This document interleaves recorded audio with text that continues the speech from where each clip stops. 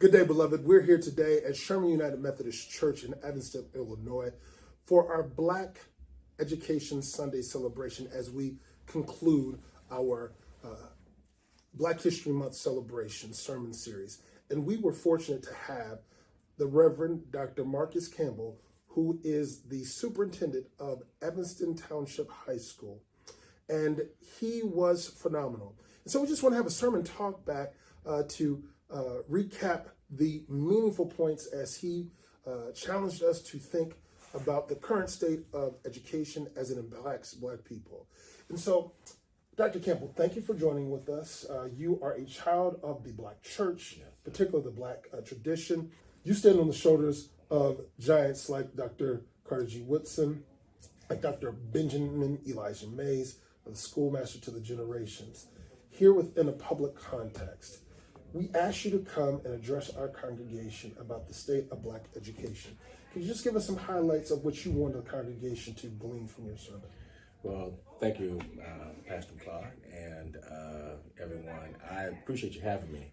And you two are in that tradition and have that foundation. I think one of the key points that I wanted folks to get away today was that the educational critiques and examinations of the past are still applicable today.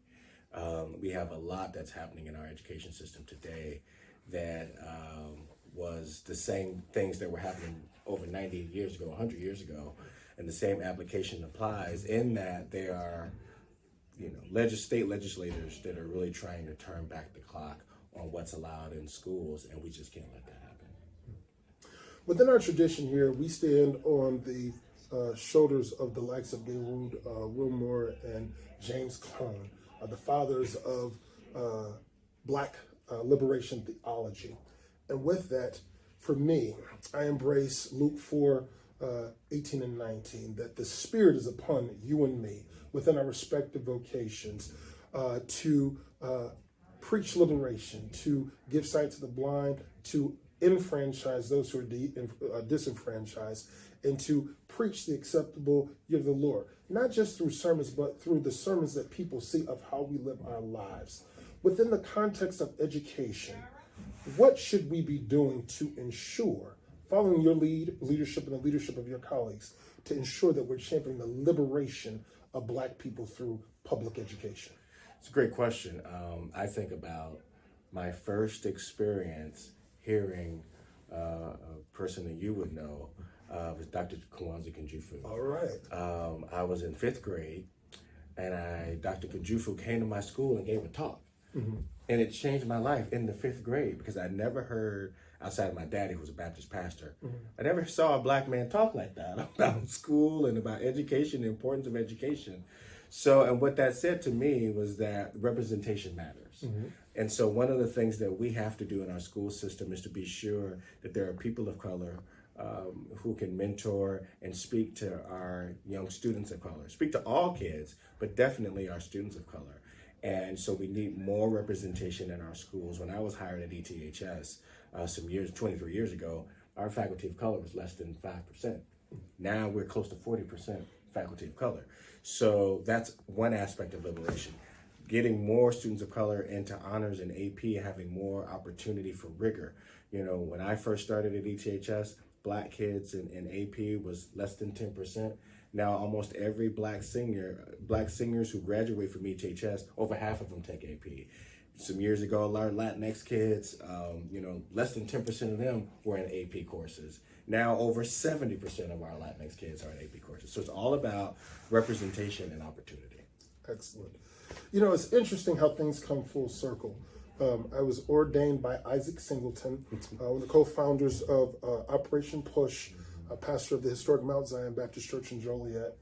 I come and really grow professionally at Trinity United Church of Christ under the Reverend Dr. Otis Moss. I'm a fellow, Jeremiah A. Wright Fellow from McCormick Theological Seminary. But I'm sitting here with the superintendent of Evanston Township High School, my peer. We're the same age. That's right. But when I served at Trinity, Manford Bird, the first Black superintendent of Chicago Public School, was a member of our church, God rest his soul.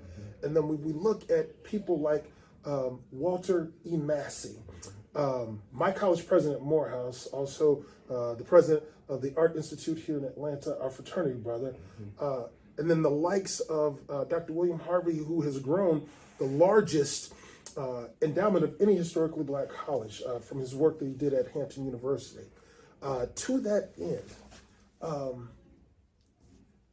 what is the clarion call for you in this season? Not so much as a history maker, because you've already done that, but legacy, not to ensure that your name is in bright lights, but impact.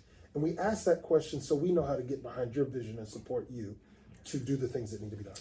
Thank you for the question. So when I hear that question, I hear the challenge from, or the charge, as we would say, from one of my mentors in college who had just come back to ETHS to do something with his wife, and I ran into him. His name is Dr. Bill Trent. And Bill Trent did a lot in education policy and, all of the implications for education that came after Brown versus Board of Education, which is turning 70 this year.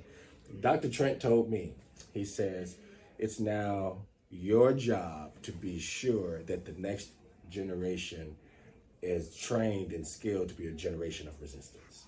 So just like all of those folks that you named who got us here, it's our responsibility now to be sure that the generation that is coming behind us has the skill, the knowledge, the inspiration to do what we're doing so that they can keep this fight going. Amen. And so the irony in that story is Dr. Trent was your mentor. Mm-hmm. His daughter served with me in ministry at Trinity, who's now faculty. She did her doctorate down in Arizona. Mm-hmm. But the degrees of separation, not from an elitist standpoint, but amongst black educated folks who are called to lift as we climb, is very, very small. As we conclude our talk today, my brother, any hopes for the future of education generally here in Evanston under your leadership?